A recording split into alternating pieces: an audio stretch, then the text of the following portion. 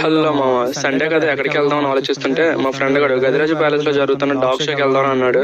మేమైతే ముగ్గురు ఉన్నాం, టికెట్ మాత్రం ఒకటే ఉంది. ఒక టికెట్ మీద ఇద్దరైతే వెళ్ళొచ్చంట.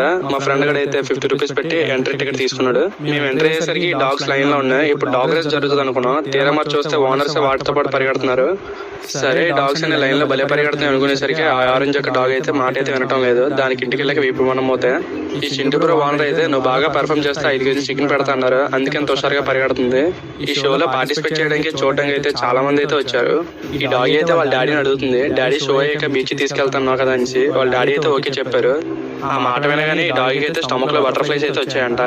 ఈ బ్రూనో బ్రో అడిగా, ఏంటి బ్రో అలా వెతుకుతున్నావు అనేసి. ఆ బ్రూనో బ్రో లవర్ కూడా ఈ షోకి వచ్చిందంట, తన కోసం వెతుకుతున్నాడంట.